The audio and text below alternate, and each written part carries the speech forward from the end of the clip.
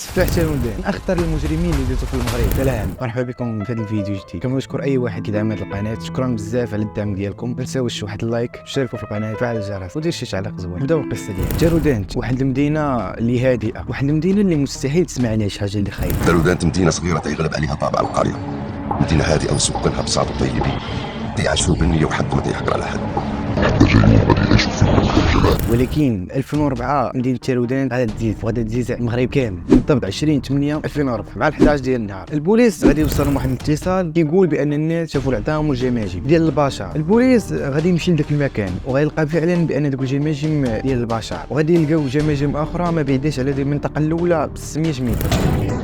ملي وصلوا البوليس اكتشفوا ان مسرح الجريمه تتكون من موقعين بعاد على بعضهم ب 600 متر، بجوج فيهم جماجم وعظام بشريه. ومن اللحظه الاولى عرفوا ان عدد الضحايا تمليا ملي حسبوا الجماجم، وعرفوا ان الضحايا كانوا اطفال ملي شافوا العظام صغير. هنا تم اكتشاف العظام، وعلى ما يقرب واحد الجمجمتين ولا ثلاثه عظام مختلفه جميع الاحجام ديالها، عظام رجلين ساقين. هنا قراب ماشي بعاد ولا مليون حنا مضربين. والموقع الثاني هو في الدوره ديال هذا الواد اللي تلاقاو العظام وبعد الجماجم اللي تكركبات. البوليس ملي هزو داك الجماجم عرفوها ديال الاطفال، وعدد الموتى كان 8. هذا النهار كان صدمه بالناس ديال تالودان، البوليس والمغرب كامل تاور. تخيل معايا 8 الجماجم وكلها ديال الاطفال. البوليس تلف وما عرفش من غادي يبدا. كانوا بزاف ديال الاراء، كاين اللي كيقول بان الدراري تقتلوا من طرف شي عصابه، وكان اللي كيقول انهم تقتلوا من طرف شي شخص يكون اغتصبهم وقتلهم، وكان اللي كيقول بان هذا الشيء يكونوا دايرينه غير دوك الصحايره اللي كيبغيو يجبدوا لكم هنا.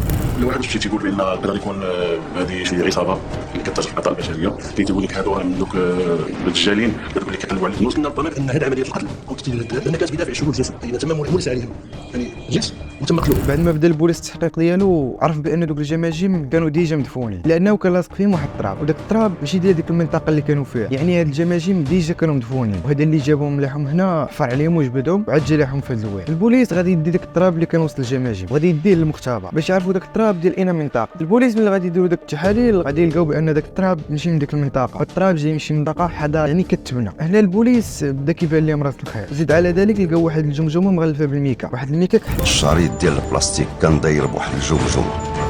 واول حاجه غادي يديروها هي غادي يعرفوا ديك الميكا منين جايه، ديك الميكا شنو هو الاصل ديالها. البوليس غادي يدير خدمته وغادي يلقى بان ديك الميكا كتنتمي لواحد الجمعيه، فتبين انك تخص واحد الجمعيه، هذيك الجمعيه كاينه في المحيطه.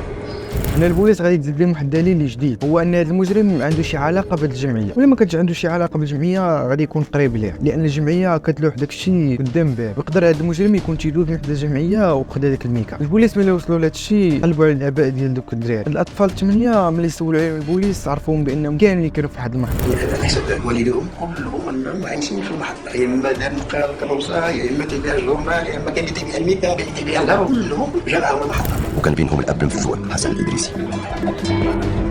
دريت فهمتو النهار مشيت فهمتو شكون الدراري ديما خصو والو. النهار هضر عرفت انا مات عمرو غامشي بلاصه حتى داك النهار مشى النهار واخا تيقول لي انا راه شفتو ما دار شي حاجه. كل واش كيدير في ديك المحطه، اللي تيبيع يشري، اللي تيعاون، المهم تيدبروا على راسهم، لان الدراري كاملين العائلات ديالهم كانوا فقراء على قد الحال، ودوك الدراري كانوا تيخرجوا باش يعاونوا العائله ديالهم، كيدبروا على مصيرهم. البوليس غادي يركز بزاف على ديك المحطه باش يعرف اش كيوقع تمايا. البوليس ما لقاو والو، غادي يرجع الاول ملي لقاو ديك الجماجم، واحد الجمجمه لقاو فيها واحد الورقه مكتوب فيها شي تخربيق ومكتوبه فيها واحد الكنيه اللي هي الحاضي. كان مكتوب فيها الحاضي والله سأنتقم منك ودار احترام حاضي. هنا البوليس بدا غادي يمشي يقربوا للمجرم. البوليس طبعا غادي يديروا خدمتهم، وغيلقاو بان ديك الكنيه ديال واحد الشيفور ديال الطاكسي ديك المحطه اللي كانوا خدامين فيها الدراري. السميه ديال الشيفور هي نجيب الحاض. في هذا الوقت البوليس غادي يديروا الشيفور الحراسه النظريه، داك الشيء كان سري باش يلقاو شي حاجه اللي تفيد. البوليس بقى حاضر النهار الاول، النهار الثاني، الثالث، الرابع، بقاو مده. داك السيد ما لقاو عليه حتى حاجه، داك السيد من الخدمه للدار الخدمه، ما كاينش شي حاجه اللي كتدخل الشك للبوليس. البوليس ملي ما غيلقى والو غادي يمشي عنده وغادي يدير معاه التحقيق. ماذا عنده هو ذاك الاسم يقدر يفيدك. سولوني الى اخره، قال لي سمعنا 5 دقائق قلت له مرحبا. مشيت معهم بقيت يديروا المعمل ديالهم تيسولوني على العائله الخوت دار كنت وحده ولا العائله كذا خلي لها عندك في الحيطه. هذا المقام خويا انا ساكن بوحدو في واحد البقعه ناوي الصور كذا الى اخره، فيه واحد الولد. السيد ملي كانوا كيسولوه قال لهم عندي واحد الاخ عبد العالي الحاضر. سولوه فين ساكن، قال لهم واحد البقعه اللي صغيره دار بها واحد الصور. هنا البوليس غادي يبداو يشكوا في الاخ ديال شيفور ديال طاكس، لانه قال لهم بقعه وخاويه من الوسط، يعني كاين الاثر ديال المن. وغادي يسولوه فين جات ديك البقعه. البوليس غادي يروح التحقيق بسيط، لقاو ان بديك البقعه قريبه لديك الجمعيه اللي كتخرج منها ديك الميكا، يعني البوليس ما غاديش يكملوا معاه الهضره وغادي يقصدوا عبد العال، لان الدلائل كتقول 100% بانه هو اللي قتل دوك الدراري. مجرد ما حلينا باقي قال لك اودي على سلامتكم عرفتكم وصلتوا ليا، يعني انه راه متبع. تخيل معايا البوليس ملي وصلوا عند عبد العالي قال لهم وصلتوا للبلاصه اللي كتقلبوا عليها، وقال واحد البلوده في 7 شهر 9 2004 غادي يعتقلوا سفاح الوداج عبد العالي. البوليس واخا شدوه خاصهم شي دليل باش يتاكدوا، لانه يقدر يكون شي حمق يقول لهم انا اللي قتلت ويكون ماشي هو. البوليس غادي يدخلوا ديك البقعه الصغيره وكان باني فيها واحد البراكه صغيره تقريبا واحد البراكه 3 متر على 3. تما لقاو بزاف ديال السبرديلات وبزاف ديال الحوايج ديال الدراري الصغار، وهذا كان اول دليل اللي كيقول انه هو اللي قتل.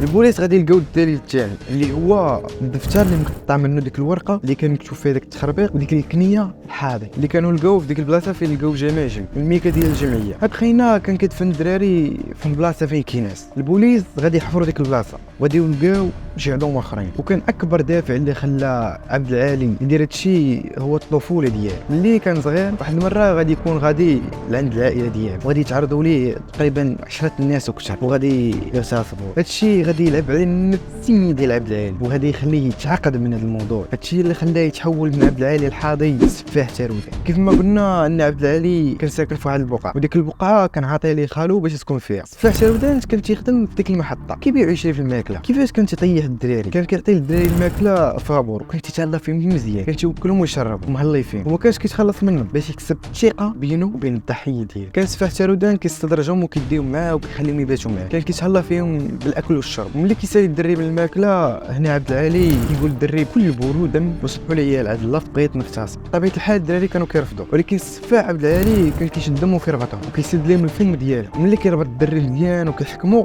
راكم عارفين اش كيدير. ملي كيسالي من العمليه ديالو ما كيخليش الدري يمشي. المشكل بالنسبه للسفاح هو ان داك الضحيه كتبقى حاصله فيه، خاصو فين يديرها. انا غيبدا يفكر وغادي يحيد الفراش فين كينعس وكيبدا يحفر تحت فين كاينات. تخيل معايا بلاصه فين كينعس كيحفر. انا جاي لهضر اي واحد اغتصبو كان كيقتلو وكيدفنو ديك الحفره. واش كتخيل معايا كيحفر كيدفنو كيغطي وكينعس فوق منه. تخيل هادشي راه ليله الله يرحم الدراري. والدفنه اللي كانت يدفنون بها كانت تتعذب ديك الدراري. تخيل معايا كنت يدير حفره صغيره وكيدفن داك الدري، ملي ما كيبغيش يتدفن كيبدا يعفط عليه، كيبدا يدكو في ديك البلاصه حتى كيتش. البوليس ملي داروا التحقيق ديالهم غادي يلقاو بان كاين شي عظومه اللي مهرسين. داكشي ناتج على داك العفيط وداك الدكان اللي كان تيعفط على الدراري باش يدخلوا في ديك الحفره. الطريقه اللي كتعلم شويه هو انت كيحفر لهم واحد الحفره صغيره كيبدا الدري بحال جالس كيبدا يتكيلي برجلو يتكيلي برجلو حتى كيتخشي في التراب. والدليل ثاني بهذه المساله وهذا صح كونستات في معينه ملي لقينا الكرار ولقينا تقريبا نمشي نقسم من هنا جوج ما كانش يعني بان كانت مضغوطه. وكان ملي كيسالي هاد العمليه ديالو كيرد عليه من الفراش وكينعس بحال اي توائم. هادشي كان تيديروا مع الضحايا ديالو كامل ونفس الطريقه كيعاودها مع كل طفل. عبد العالي ملي غادي يكثروا عليه الجوجات غادي يجبد داك الجوجات القدام وجديد وغادي يديهم ويلوحهم داك الواد. جرب الشكل جوج مرات كان طلع وكان خايف ولحقنا شي بزاف، ولكن ما انتبهش انهم ما طاحوش في الواد، بقاو على جنب. هادشي علاش بسرعه اكتشفوهم الناس في الصباح. بجوج ديال الخناشير تاهم مع بعض فاتين. هادشي اللي غادي يخليه يوصلوا ليه البوليس ويعتقلوا 14 12 2004. سفاح تارودان غادي يتحكم عليه بالاعدام، ولكن مع المده غادي يحول للمؤبد. يوم 14 12 سنه 2005 صدرت محكمه الاستئناف اكادير حكم الاعدام على عبد العالي الحاضر، وايد المجلس الاعلى للقضاء هذا الحكم في 2006. سفاح تارودان غادي يدوز تقريبا 16 عام في السجن من 2004 تقريبا حتى 2021 2022 وغادي يتوفى. هنا كتسالي القصه ديالو. بغيت نشكر اي واحد كيدعم هذه القناه بزر اللايك، تشترك في القناه، تفعل الجرس باش تعلق زوين. ولا عندكم شي افكار وشي قصص خليوها لي في الكومونتير. الدور ديالي غادي نمشي نقلب على هاد القصص ونعاودوا لكم على شكل الفيديو الطريقه ديالي. وهنا تسالي الحلقه ديالنا. تهلاو في راسك. ونايض مع 6 الصباح باش نصور فيديو ودير هذاك اللايك اصاحبي. دير اللايك اقسم بالله مع 6 الصباح.